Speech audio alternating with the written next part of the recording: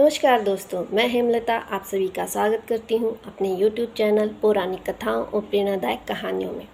दोस्तों, आप सभी ने कभी न कभी नारियल तो खाया ही होगा। नारियल नहीं तो नारियल पानी अवश्य पिया होगा। और आपको ये भी पता होगा कि नारियल बाहर से कितना सख्त होता है, अंदर से कितना मुलायम, और नारियल का जो फल होता है वो कितनी ऊंचाई पर होता है। अब आप सोच रहे होंगे मैं आज इतना नारियल नारियल क्यों कर रही, क्योंकि दोस्तों आज की जो पुरानी कथा है वो इसी पर है। इसका शीर्षक है कि कैसे हुआ नारियल का जन्म। दोस्तों, इससे जुड़ी हुई कई प्रचलित पुरानी कथाएं हैं, जिनमें से आज एक मैं लेकर आई हूँ, जो कि इस प्रकार है। एक समय की बात है कि राजा सत्यव्रत नाम के एक प्रतापी राजा पृथ्वी पर हुए। उनके पास सब कुछ था, धन, ऐश्वर्य, नाम, सब कुछ था। लेकिन उनकी बहुत ही बड़ी मन में एक इच्छा थी कि वे स्वर्गलोक जाना चाहते थे। ये उनकी इच्छा थी और वो किसी भी प्रकार से पूरा करना चाहते थे। और उधर उनके राज्य में ऋषि विश्वामित्र थे, जो बहुत ही बड़े तपस्वी ज्ञानी ऋषि थे।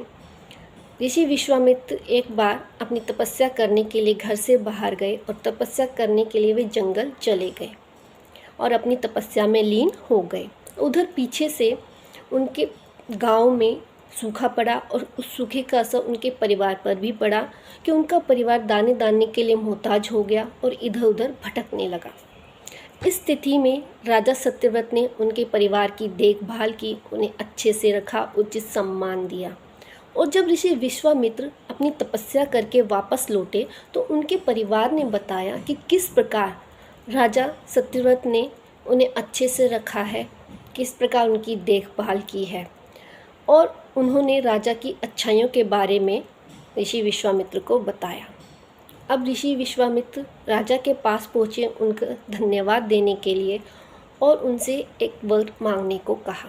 तो राजा ने मांगा कि हे ऋषिवर, अगर आप कुछ कर सकते हैं तो मेरी एक इच्छा है कि आप मुझे अपनी तपस्या की जो शक्तियां हैं उनके बल पर क्या मुझे स्वर्गलोक पहुंचा सकते हैं। तब ऋषि विश्वामित्र ने उनके निवेदन पर पृथ्वीलोक से स्वर्गलोक तक जाने का मार्ग बनाया। और उस मार्ग पर चलते चलते राजा सत्यव्रत पृथ्वीलोक से स्वर्गलोक पहुँचे।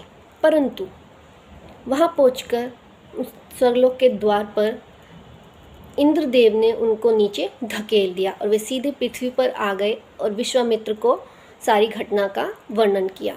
इससे ऋषि विश्वामित्र अत्यंत क्रोधित हो गए और वे देवताओं के पास पहुँचे। और फिर उनके बीच में एक हल निकला, उनके बीच में एक वार्तालाप हुआ और एक हल निकला कि राजा सत्यव्रत के लिए एक अलग से नया स्वर्गलोक बनाया जाए। इससे राजा भी खुश होंगे और देवी देवताओं को भी कोई समस्या नहीं आएगी। सब सहमत हो गए और नया स्वर्गलोक का निर्माण किया गया। परंतु ऋषि विश्वामित्र को एक चिंता सता रही थी, क्योंकि ये जो स्वर्गलोक था ये पृथ्वी और असली स्वर्गलोक के मध्य था। ऋषि विश्वामित्र की यह चिंता थी कि ये स्वर्गलोक जो नया स्वर्गलोक बना है, कहीं हवा के जो झोंके, तेज झोंका कभी डगमगाने ना लगे, क्या होगा तब उन्होंने क्या किया, नए स्वर्गलोक के ठीक बीचों बीच नीचे एक स्तंभ खड़ा किया उसको सहारा देने के लिए। अब राजा भी खुश और देवी देवताओं भी खुश और विश्वामित्र जी की समस्या भी समाप्त हो गई। तो दोस्तों, ऐसा माना जाता है कि समय आने पर यही स्तंभ एक मोटे पेड़ के तने में परिवर्तित हुआ और राजा सत्यव्रत का जो सर था वो नारियल के रूप में परिवर्तित हुआ।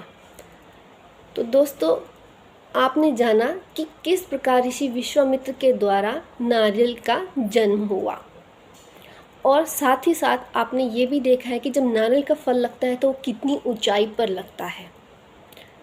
दोस्तों, उम्मीद है आज आपको एक नई प्रकार की पुरानी कथा जानने को मिली होगी। आपको आज पता चला होगा कि किस प्रकार नारियल का जन्म हुआ।